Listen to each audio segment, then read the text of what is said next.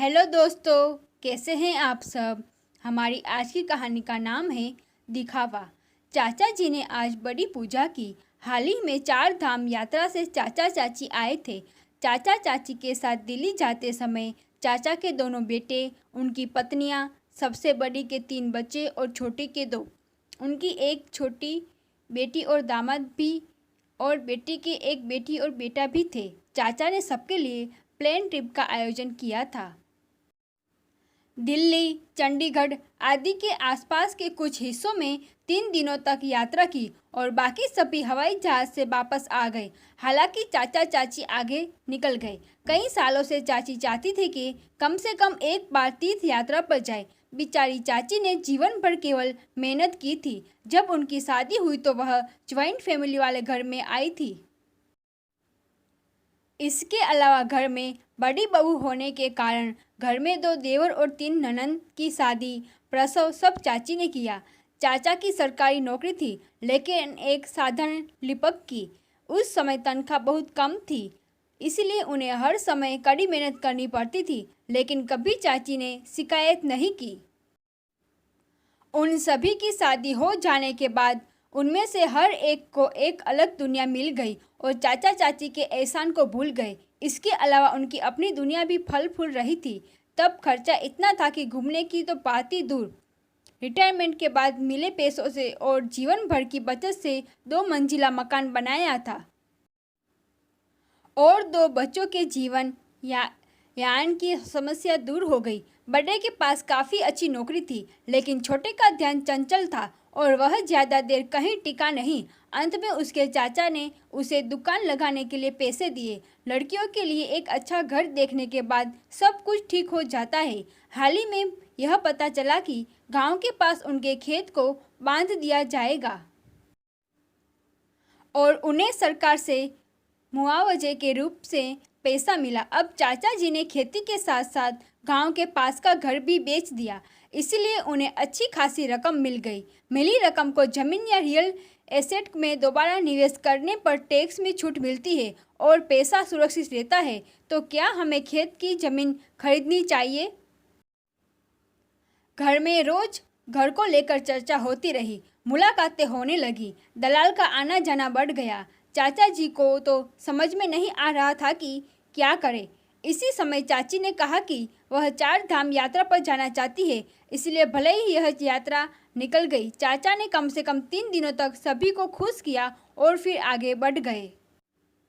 लेकिन जब तक वहाँ थे, बहन और भाई की दैनिक सलाह जारी रही। सबको डर था कि अब चाचा चाची ना जाने कितना खर्च कर देंगे, हमारे लिए कुछ रखे भी या नहीं, हमारा भी अधिकार है। जब तीनों बच्चों के माता पिता का फ़ोन आया तो आप जब वापस आए तो वह यही सुझाव देंगे कि हम यह फ्लैट खरीद लें या खेती बाड़ी आदि देखें।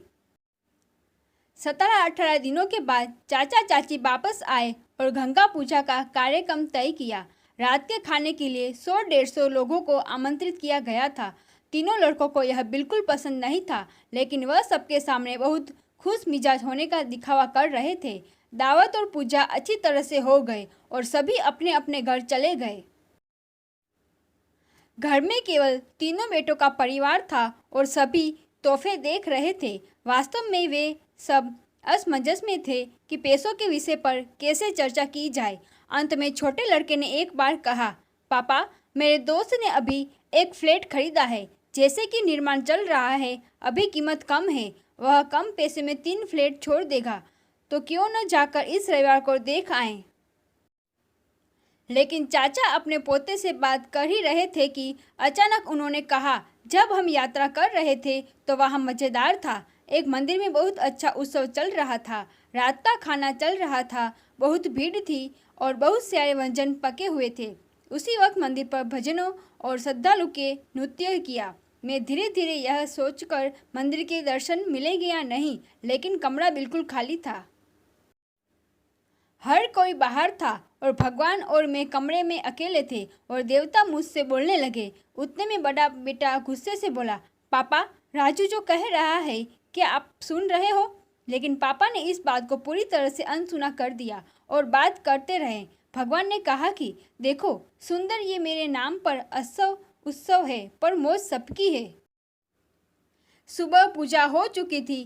फल पत्ते पानी मुझ पर रखे, अब वह फूल पत्ते सड़ रहे हैं, उसकी दुर्गंध फैल रही है, उसमें कीड़े मुझ पर चढ़ रहे हैं और अब इस गंदगी को कोई साफ नहीं करना चाहता।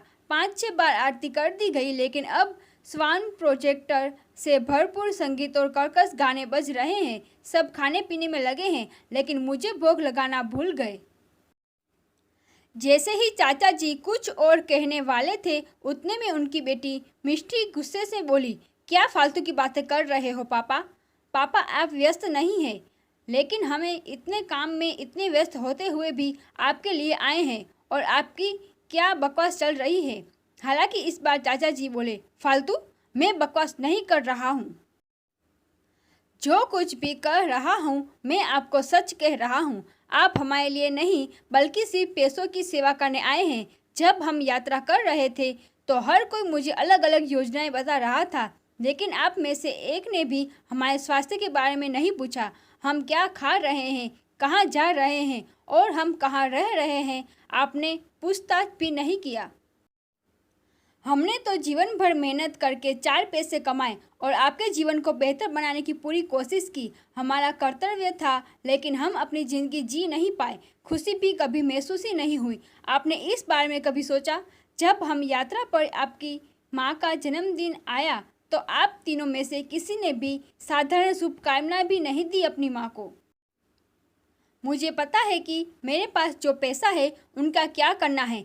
ऐसे ही मेरे बाल धूप में सफ़ेद नहीं हुए हैं। मैंने 3 फ्लैट में पैसा लगाया है और बाकी के पैसे पोते के नाम पर फिक्स डिपॉजिट में रखे हुए हैं। उन्हें वह पैसे उनकी शादी में मिल जाएंगे, लेकिन तीनों फ्लैट मेरे और तुम्हारी माँ के नाम पर रहेंगे। मैं तीनों घर किराए पर दूंगा, लेकिन मैं घर का किराया तुम्हारी माँ के हाथों में दूंगा।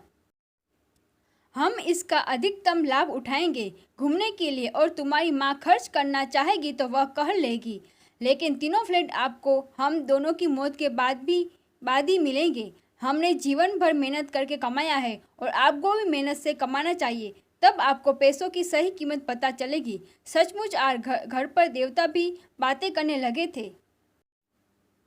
मंदिर के भगवान को साज सजावट और दिखावा नहीं चाहिए, उन्हें मन से भक्ति चाहिए, और घर के देवताओं को चाहिए थोड़ा सा प्यार।